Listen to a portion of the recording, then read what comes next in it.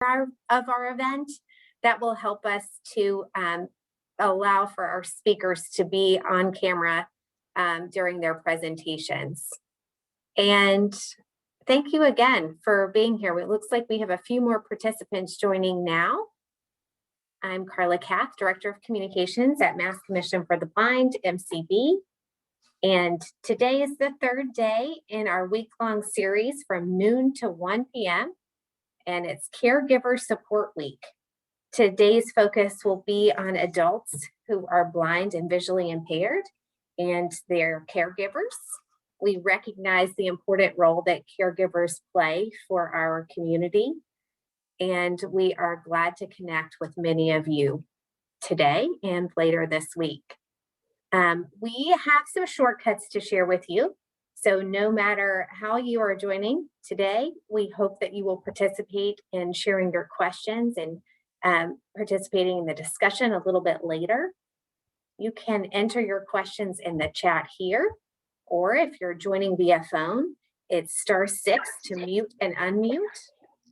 It's *9 to raise and lower your hand, Alt-A to mute and unmute, and Alt-Y to raise and lower your hand if you're joining via Windows device. If you're joining via a Mac device, it's Command-Shift-A to mute and unmute, and Option-Y to raise and lower your hand. And we will also enable live captioning shortly as well. And if you would like to use the settings for the live captioning, it's available in the Zoom taskbar at the bottom of your screen. And you're able to adjust the subtitles, make them larger by going to the right with the sliding bar, or make them smaller by going to the left. And all right, again, please mute and unmute during the discussion portion of our event only. And also please keep your video off so we can maximize the screen for our presenters. And thank you again for being with us today.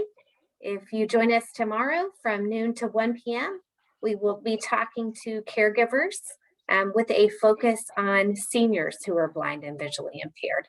And that's with MAVB, the Massachusetts Association of the Blind and Visually Impaired. But today's presenters are from the Carroll Center for the Blind.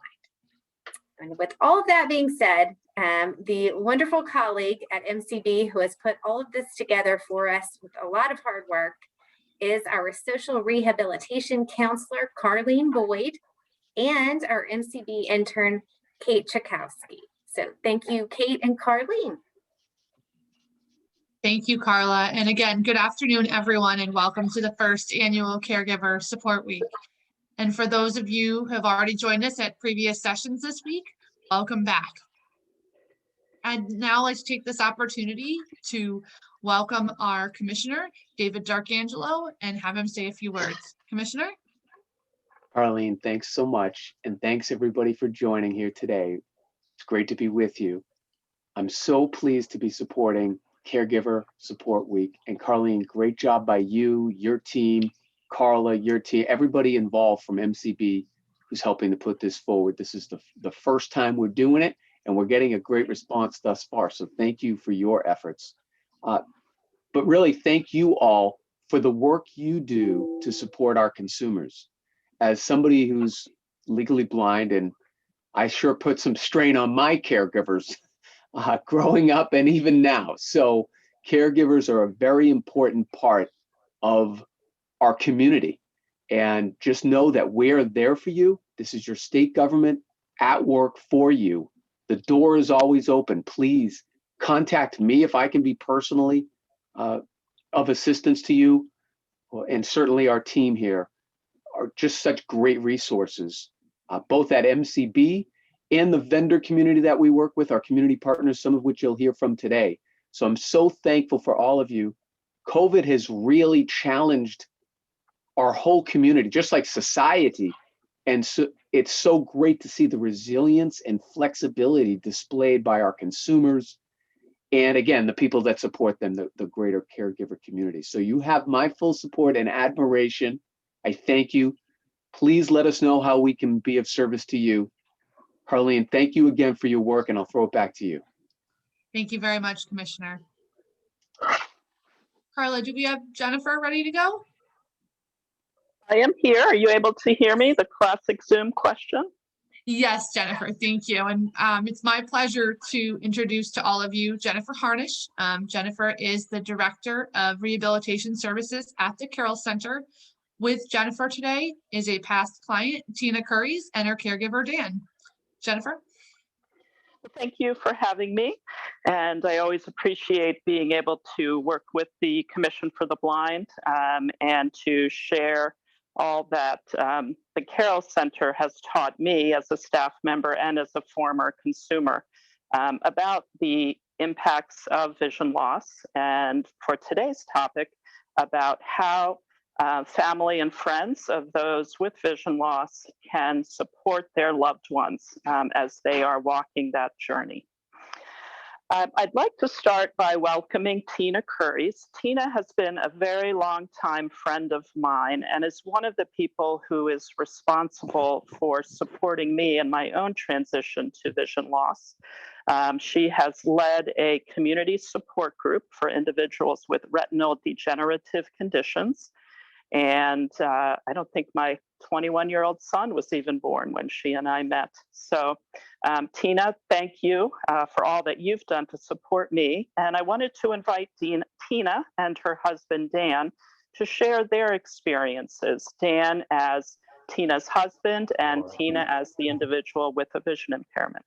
So Tina and Dan, thank you for joining me. Thank you. Certainly a support group has been something that both Jennifer and I have long known is such a huge help because, you know, you say Dan's my caretaker. First of all, he's not my caretaker. He's my husband, but he does a lot to support me. But we need other sources of support as well. And certainly the family and close friends can help to facilitate and encourage that, which I think is very important. So I'm going to be talking from my own personal perspective, which is that of gradual vision loss. I was going blind, am still going blind for a long time, which is a very different situation than someone who goes blind suddenly. And I think Jennifer's going to probably comment on some of the things that might be different there.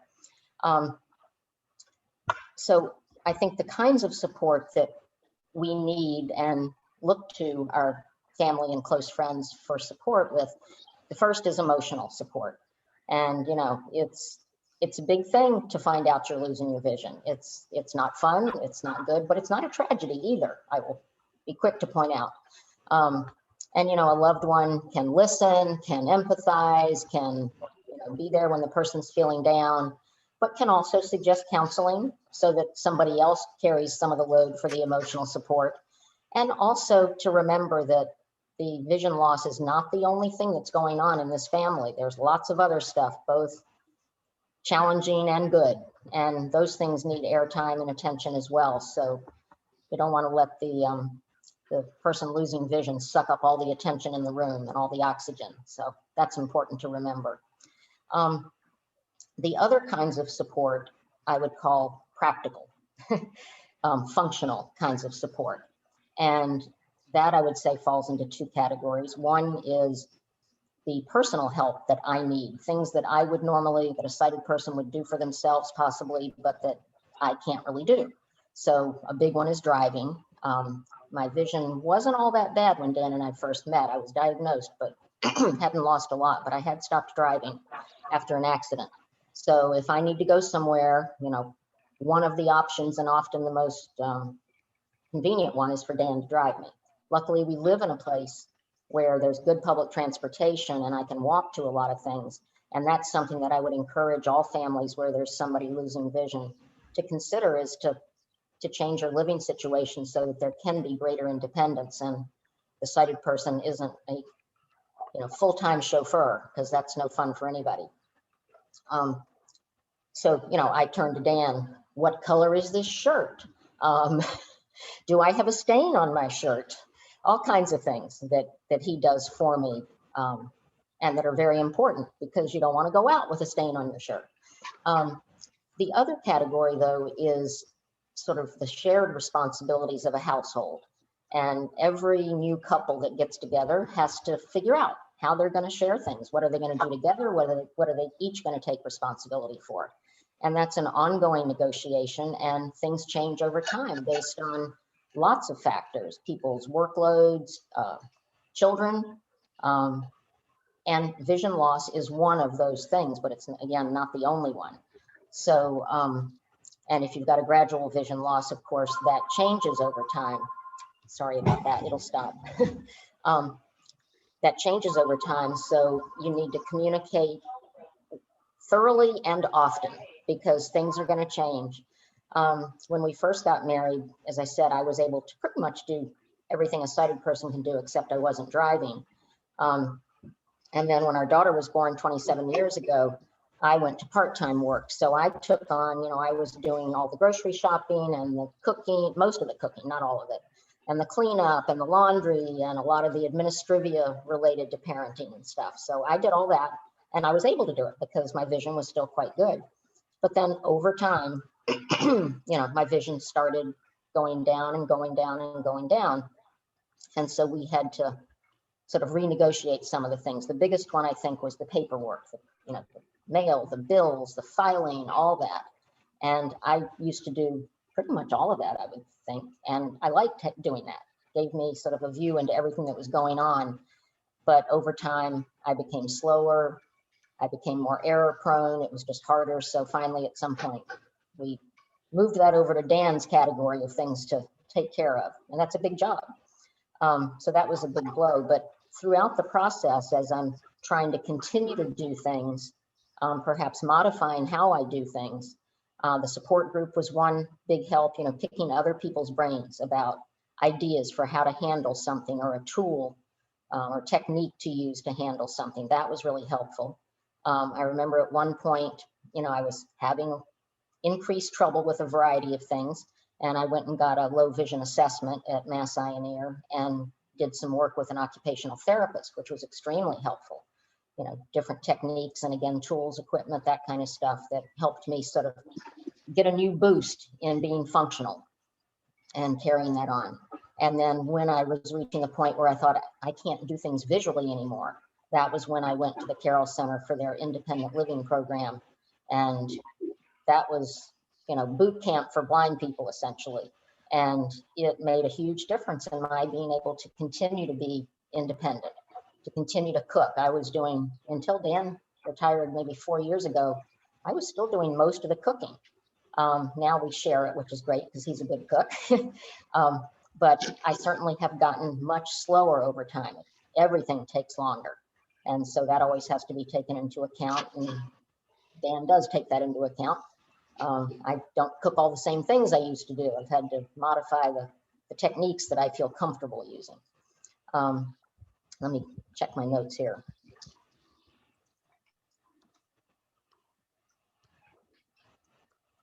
I think what's really important is that as a support person, that you be supportive of and encouraging of the person with vision loss seeking out various kinds of resources and trying things, learning things and helping them to try them as they grow in skill. Because one of the big losses that goes along with vision loss very frequently is loss of independence and therefore loss of identity. You know, if you've lost vision as an adult, prior to that, you were, you know, a competent, functional adult, and then you start finding that things are hard to do. So I think encouraging the visually impaired person to do as much as they can for themselves within reason, and to seek out and learn techniques and use tools to help them be more independent and do more for themselves, because that gives you a real emotional boost, I think.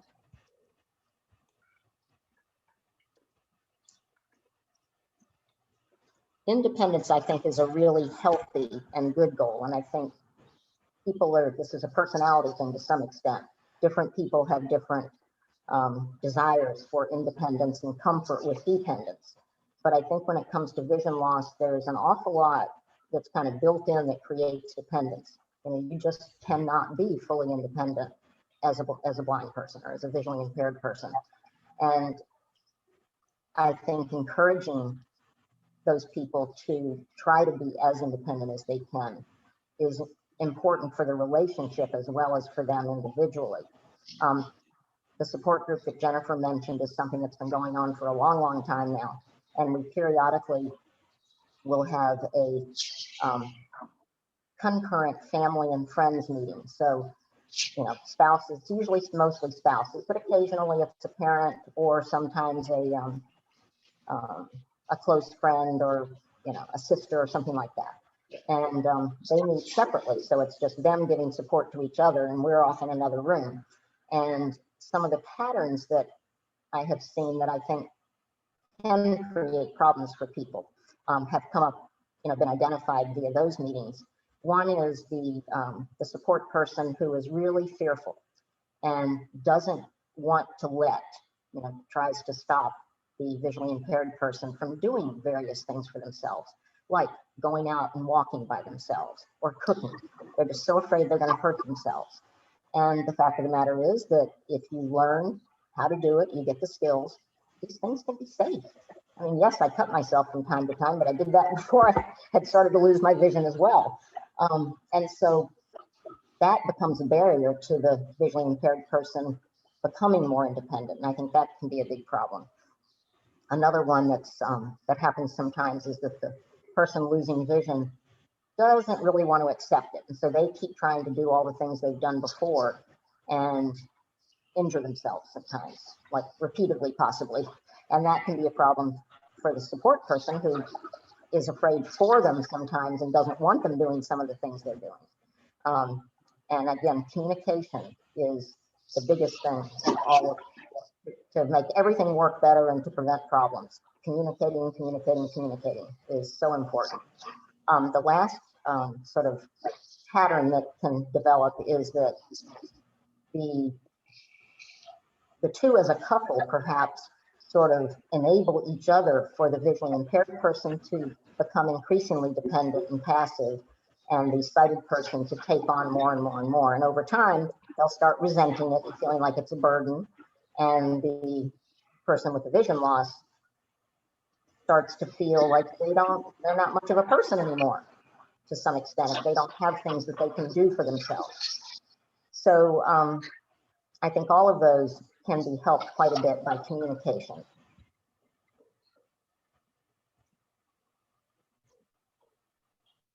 Another thing that's sort of related to that is instead of you see somebody having trouble with something, instead of stepping in to just do it for them, to offer help or to wait until they ask for help. That I think is a good behavior pattern that can prevent some of these more difficult things from arising and becoming sort of set in stone. So if you can communicate about this, say, I'm not going to just step in to do X, Y, Z for you. I'm going to wait until you ask me for help. So when you want help, let me know. Otherwise, I'm going to assume you want to just struggle away with whatever it is. And patience is another thing that's very important for both parties in a couple and other people in the household as well. Things take longer when you can't see. You've got to touch things to figure out where they are. You know, it's just everything takes longer. And so you really have to develop a good patience muscle. And sometimes the sighted person might say, oh, I can do that. Let me do that because I can do it faster than you. Well, sometimes that's useful, and that's a good reason to have that person do it. Other times, it may not be the best thing to do to have the sighted person take over. Just because it's going to take me longer doesn't mean I shouldn't do it. You know, I need to do something. I need to do stuff for myself. So having that patience and being willing to allow and in fact encourage the person losing vision to do things for themselves and to struggle with it, but to know that you're there to help if they want your help.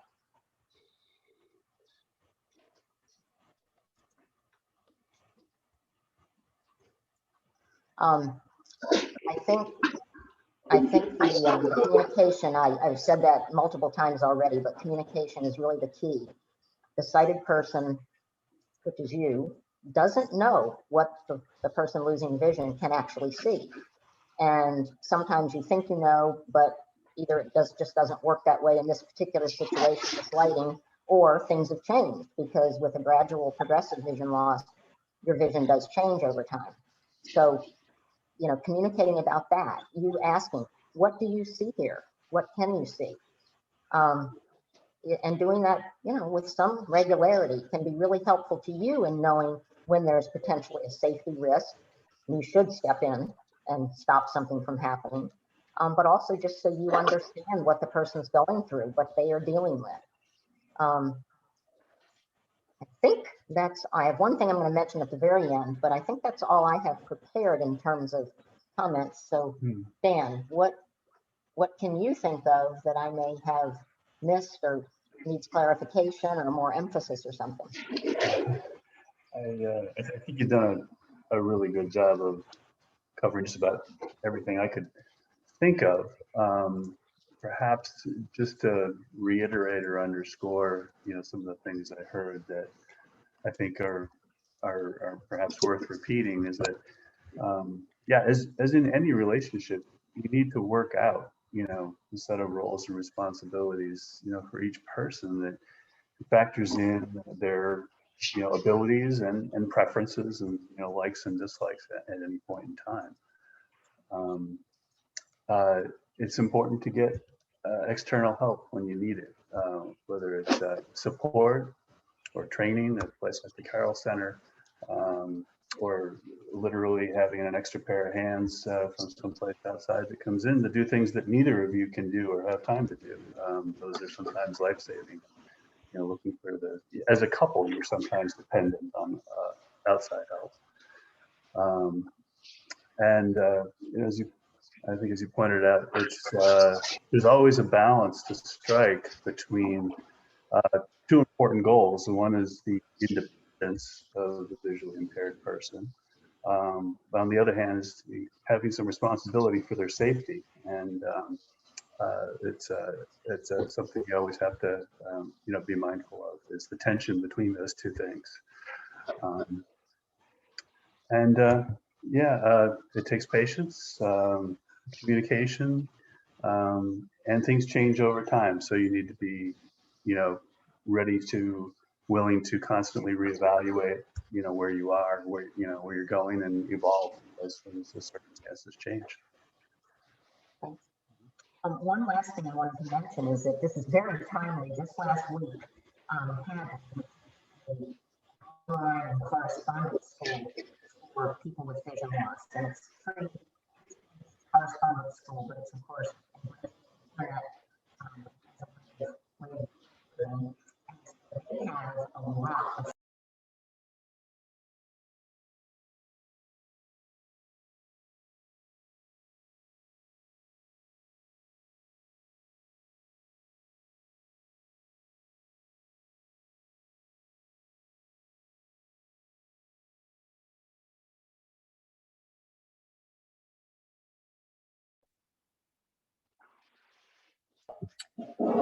Tina, I believe you got muted.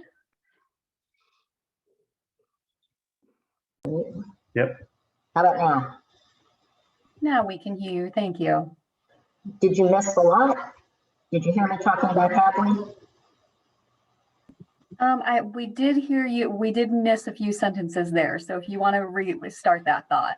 So Hadley is a wonderful resource. It's all free, and education is its sort of core thing. In fact, it has an edu extension on its URL, its email address, but it's they've extended into things like very practical around the house kinds of workshops, like how to tell if the food is done when you're cooking, which is always a challenge. They also have some podcasts, which are, I don't quite know how they distinguish between these things. They seem to be less sort of concrete things in the podcast.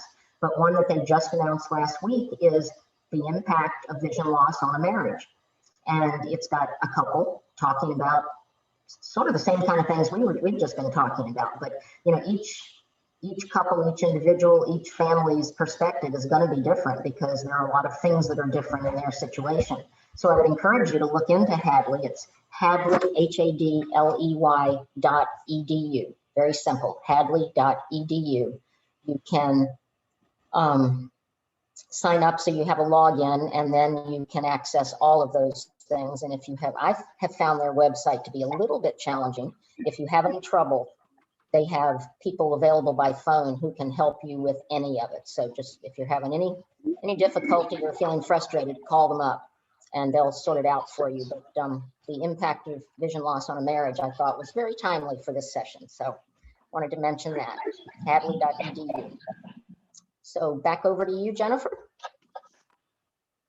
Thank you so much, Tina, and thank you to Dan for sharing with us your perspectives on how individuals with vision loss and their partners and friends can work together to support each other, and for giving us so many what I call tricks and tips of the blindness trade in terms of so many of the skills that individuals who are losing their vision can learn to be able to function as independently as possible.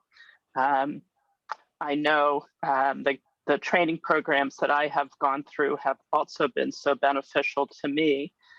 And I think what I wanted to talk about just a bit is a few of the differences that I have learned about from consumers who I've met and gotten to know through the Carroll Center's training programs who have lost their vision suddenly and who have no more usable vision left.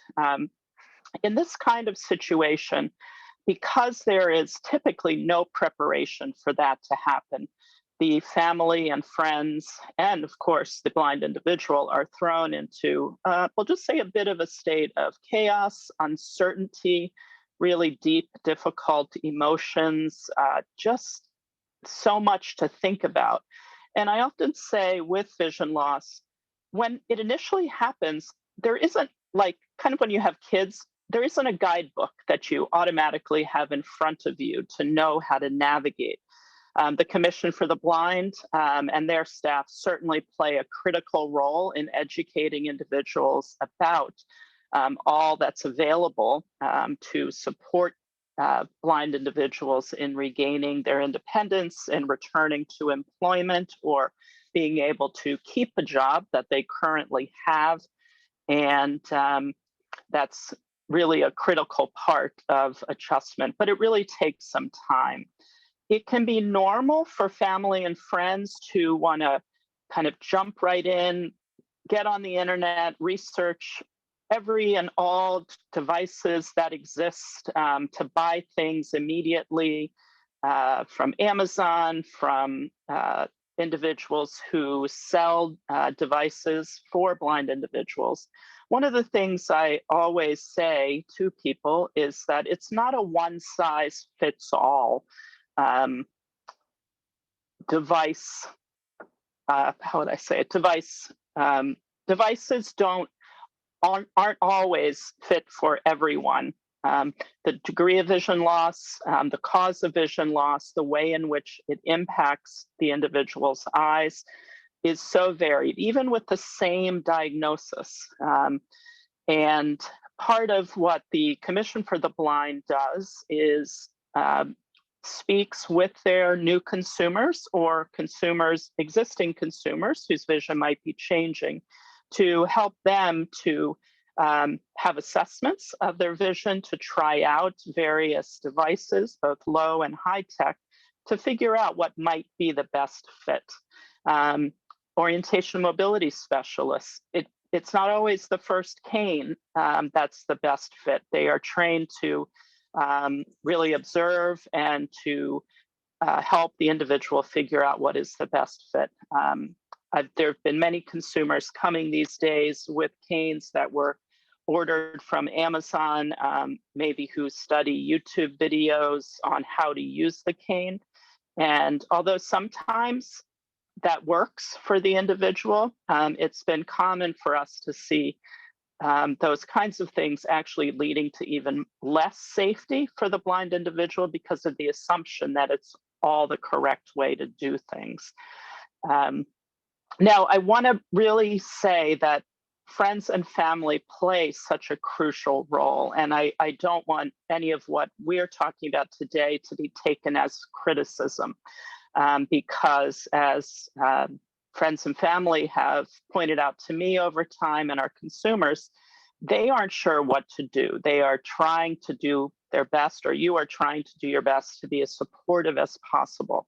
But again, we don't have a guidebook immediately to know what to do. So it really is a team effort. There are another few kind of suggestions. I was talking with an individual who has had the same vision condition without changes, but has very little functional vision. And she pointed out a few things that I found important as well. One, for example, is for the family and friends to try their best to not have items scattered all over the floor. Those of you who've been children, who have children, who take care of children may know how the Legos tend to cover just about every square inch. Whether you're blind or not, it can be a little painful. It can be a slipping hazard. But when your vision isn't working that well, you may not see the items that are on the floor, so they can present even a greater fall risk. Now, this is tricky to do. When I was home with my kids, I was blessed with a lot of support from my husband, from my mother, from my in-laws. And oftentimes, though, the communication to the children and to others would be, you need to get those things off the floor. Your mother's going to get hurt. And it was constantly felt like I was being infantilized, treated like I was the child, treated like I was the one who was going to be hurt. However, as Tina pointed out, so many of the tips and tricks, like keeping a floor as clean as possible, I would make a little play space for my daughters when they were toddler twins and essentially block them in that room. That's where the toys would stay. But that also helped my family members. My mother-in-law, who had some leg and knee and hip problems, often I felt was more of a fall risk than I was.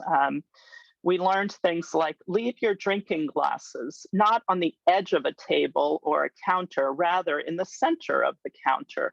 That makes it less likely that when someone who's blind is reaching out for the drinking glass, if it's knocked over, it's less likely to fall on the floor and break.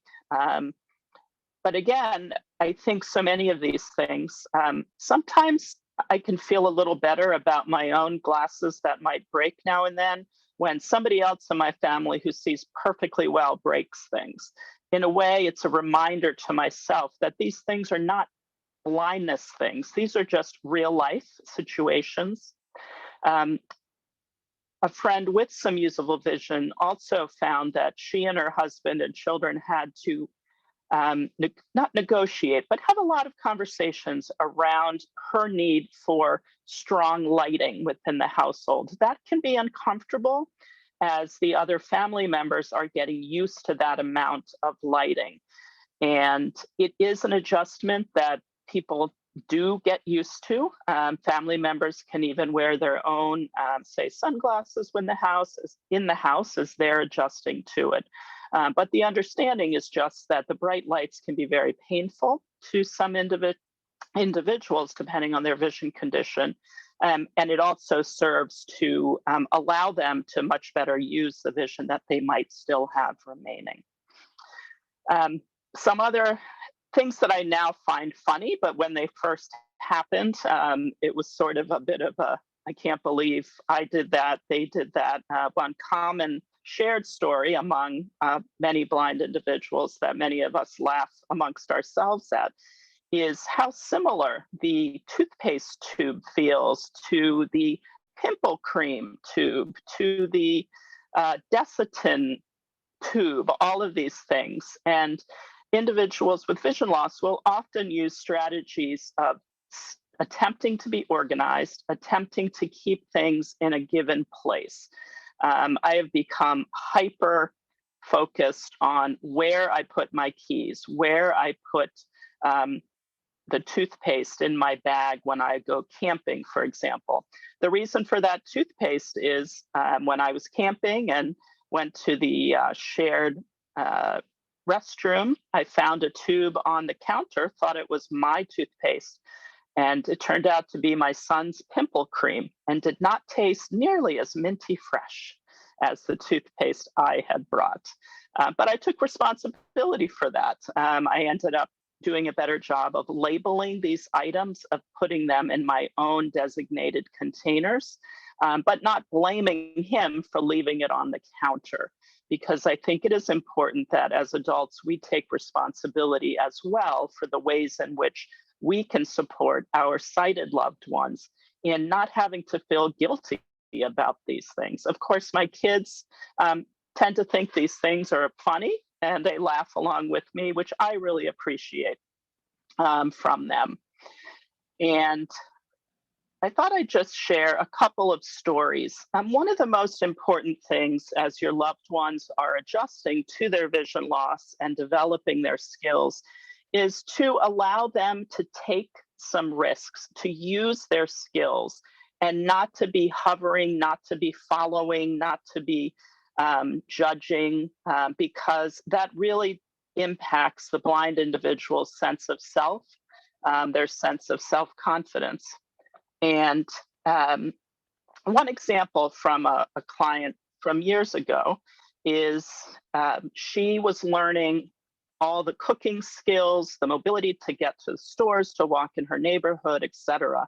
And one of the things that was driving her a little crazy on the weekends was she really wanted to regain the task that she loved doing every Sunday in her home, which was setting the breakfast table, making the coffee, pouring the juice, walking to the local bakery to get their favorite Portuguese rolls for breakfast. And her husband very kindly, thoughtfully was doing this for her.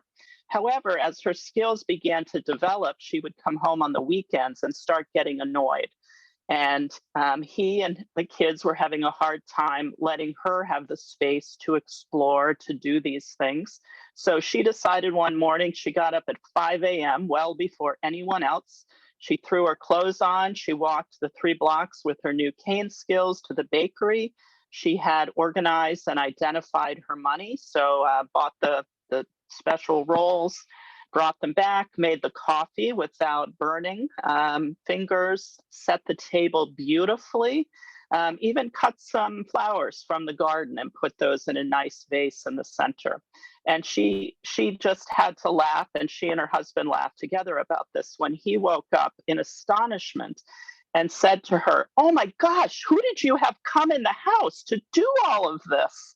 And at first she wanted to slap him in the face, but then she right away knew that she explained to him, here's what I've done, here's how I did it. And he gave her the biggest hug, shared with her how proud he was, and then was very open to observing how she used her new skills. And I've talked to him about that, and he just still laughs about it. They talk about it together, and he is always happy to have that story shared with others whose loved ones are visually impaired. Another story is the way in which things can be done differently. So often the impulse is to begin to attempt to do things how they've always been. So I have a friend who, one struggle in their marriage after she lost her vision was that they would go to the airport together. They traveled a lot, and he was always running late. She counted on him for the transportation, of course, not being able to drive herself. But because of his tendency to always run late, she was being extremely stressed on these trips to the airport. She needed more time, wanted more time to just adjust, to work her own way through the airport, maybe stop for a cup of coffee, that sort of thing.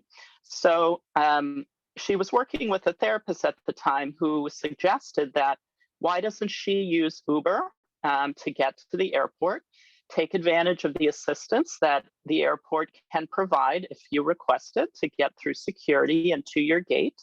And she took advantage of that. She told her husband, "I'll meet you at the gate." And he was a bit shocked, but the Uber was waiting. She just took off and left. And of course, he was running late. but she just found that to be the best experience she'd had in quite a long time. It was nothing against her husband. She wasn't doing it to be mean, to make a point. She was just making her own decisions and managing a situation in a way that would give her the sense of self, the sense of independence, but also to be able to enjoy their trip once they were on the plane. And the time when he was running so late that they were going to close the plane doors on their trip to Spain, she was able to text him to negotiate with the gate staff to beg that they not do it because her husband was running late. And he was like, honey, you saved me. So, they again share those stories with one another. And it's always, I think, a beautiful thing when I see our consumers beginning to regain confidence, regain independence, and learn to communicate with their family and with their friends about what they might need, what they might not need. There are things that if your loved one or friend is working with an orientation and mobility specialist, that professional can teach both of you how to do effective, what's called human guide or sighted guide. That can be helpful for both of you to learn to be able to do that safely. The specialist can also, with the blind individual's consent, explain how the individual uses the cane. In what situations is it actually important not to step in, not to call out, to let the blind individual do what they're doing? You will find that your loved one, when using a cane or a guide dog, will travel differently and explore the environment in ways that appear different to you. And to them as well, but they've learned to do that. So for example, when my mother came after I had gone through the independent living program at the Carroll Center, and I was really excited to walk with her to the little downtown common where I live, to treat her to coffee and bagels. And of course, that walking day when we went was trash and recycling day.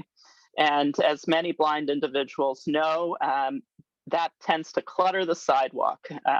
My mother yelled out in fear as I walked with my cane, a recycling bin, a trash can, you're going to trip, you're going to fall. And then she said, there's a car 4 streets away. And I finally had to stop. My heart was beating. I felt like I was going to have a panic attack. I was ready to return home. And I took a few deep breaths, and I just, rather than yelling at her, which was tempting, I said, okay, I'll be an adult about this. And I just explained to her, I taught her what the cane does, why and how I would find those recycling bins on the sidewalk, why it felt good to toss them on the lawn of the individual where they belonged, not on the sidewalk. And also, I finally said to her, Mom, I just want to enjoy a regular conversation with you while we walk, the kind of conversation we had prior to my losing vision, because that is what's so special to me when you and I walk together.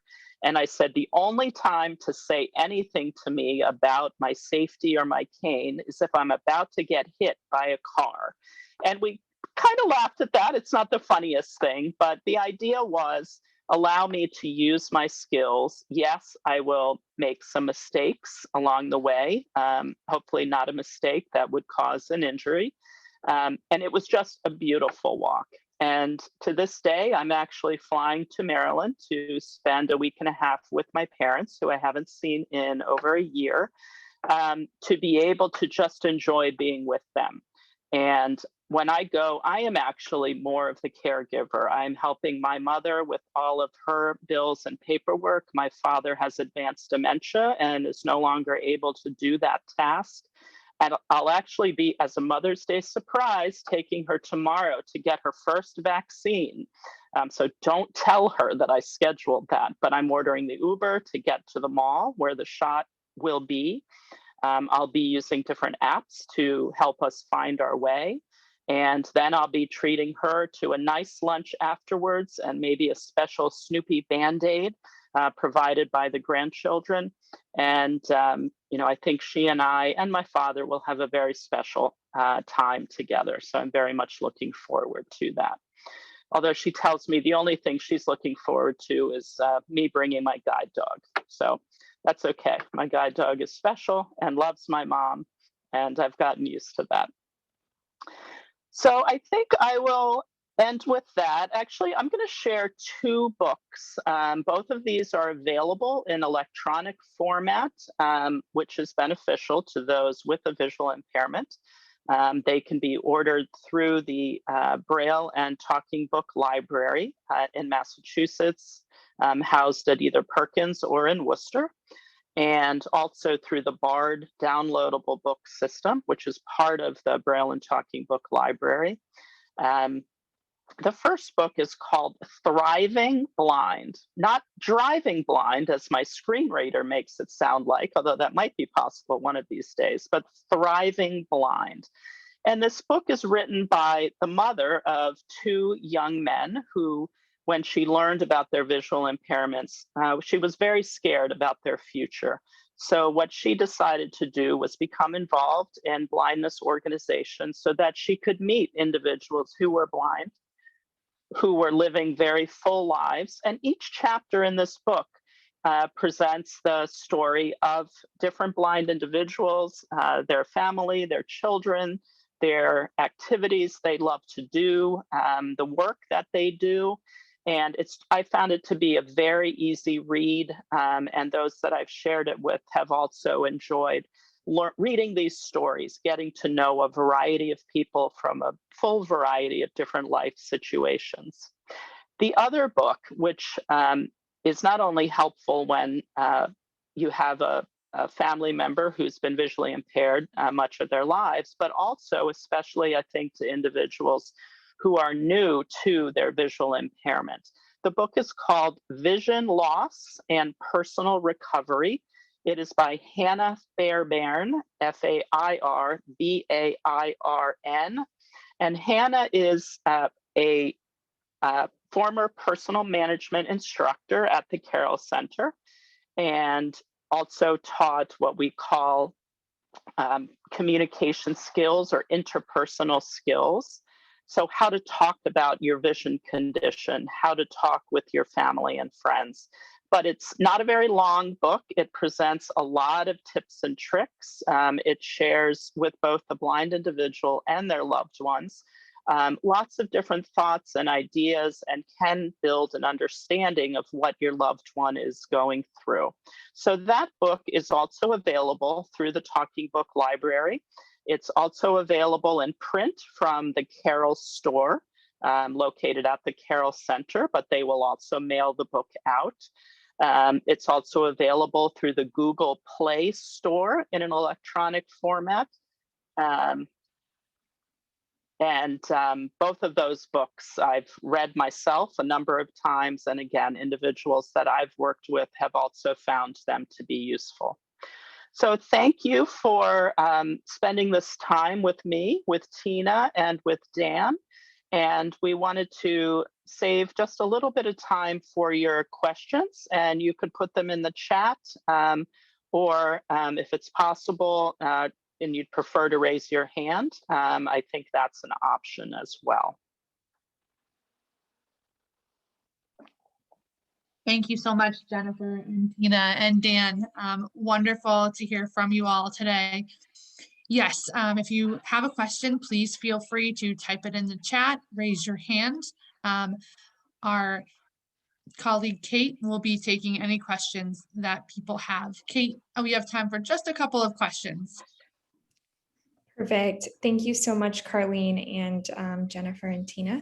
It looks like we have a couple questions here. Our first question refers to when Tina was looking at her notes, and they were wondering essentially what format your notes were in, whether or not it was Braille or large font. How are you able to see your notes? I unmuted. No, you go ahead. That's interesting, because I would have normally used an earphone and listened to the Zoom thing, and also had another window open on my Windows computer, and I use a screen reading software, so it reads to me whatever is on the screen. So I can, with keyboard strokes, make it read me what's in the Word document. But I realized if I did that, Dan wouldn't be able to hear the Zoom conference output. So instead, I've got my iPhone here, and I was probably turning my face towards it just as a habit, but I wasn't looking at it because I can't see it. And in fact, the screen is black to save battery. But I sent myself an email with my notes, and I was using my finger and swiping from line to line to have it read to me briefly what my little prompts were for what came next. So there are ways to figure out how to do these things. But you made a notice that I had pauses. Yeah. Had quiet go ahead. pauses a few times because I needed to listen to it. One of the things that we find and that can really be beneficial, especially in a work environment, is that blind individuals tend to become very creative and have to develop a high degree of patience. And I think, Tina, you're demonstrating the creativity that can come with figuring out how to manage a very specific situation. The next question. Yeah, absolutely. Tina, you were very sneaky there in being able to read those notes. The next question, I don't know who would best be able to answer this, but anyone who wants to jump in can feel free. It's from, looks like one of our listeners from out of state, wondering if there are other resources or commissions in other states like there are in Massachusetts. And she asks particularly if anyone's familiar with any in Virginia. So I'm definitely familiar with Virginia. We've had many consumers who've come to the Carroll Center for programs. And every state does have a state agency or commission. They do vary in terms of the name. It could be Division of Blind Services. Sometimes it's more general disability services. However, typically you can search online for Blindness, Virginia, agency, commission, kind of just toss any possible keywords into a search field, and that information will come up. You can also go to the state's website, and you'd be able to find information on the appropriate agency that works with that would support you or your blind loved one. And then that state agency has professionals, just like the Commission for the Blind does, to provide services and to make referrals and to financially support training that might happen, whether it's in state or out of state. So do know as well that there is financial support provided by the federal and state government to support training for individuals who are blind. In what we're talking about today for preparedness for work. So many people are thinking, how much will all of this cost me? So that's when you begin talking with your vocational counselor from your state agency, that is certainly part of the conversation. Thank you so much, Jennifer. Carleen, do we have time for one more question, or are we gonna wrap it up? I think we have time for one more question and then we're gonna wrap up. Okay, perfect. So it looks like the last question here is, how do you discuss blindness with your husband, especially early in the diagnosis? Well, my husband was, actually, I didn't even know my husband when I was diagnosed at 15. But when he and I first started dating, which was when we were in college, it was very difficult for me emotionally to figure out and decide when to disclose to him that I had a visual impairment. At that time, I wasn't using a cane, although I probably should have been at night. And I could still read text and read the computer, although we didn't use computers as much then. So as things started getting more serious in our relationship, I finally one day just said, sit down, I need to tell you something. He told me later, oh my gosh, I thought, you were dying or something. So I just put it out there to him, explained to him my vision condition, shared what the likely prognosis was over time, explained some of the genetic possibilities in terms of potential for our kids to have the same diagnosis or be carriers. And he had his own questions. The next time I went to the ophthalmologist, he came with me, and I actually stepped out of the room voluntarily so that he could ask questions that he might not have felt as comfortable asking with me there. I think over time we've developed the ability to communicate, but as Tina and Dan pointed out, that communication needs to continue over time. I did want to add, if anyone would like to reach out to the Carroll Center to learn more about what we do, or if you have any questions for me, you can reach us at the Carroll Center's main phone number, 617-969-6200. My extension is 226. And you can also reach us by email. If you go to our website, which is carroll.org, there's a contact us link on that website. That might be even easier. And the person who gets that message will send it to the staff member who can best answer it. So a reminder, though, if you email or call me soon, that I will be in Maryland, and I'm attempting not to do much, if any, work during that time. It's my first vacation since before COVID, so I'm looking forward to just taking a little bit of downtime to enjoy my family. Wonderful. Well, thank you, Jennifer. Enjoy your time.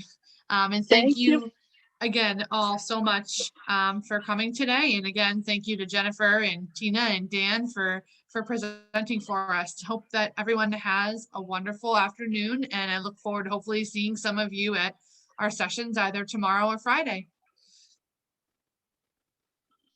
Thank you. Thank you for having us.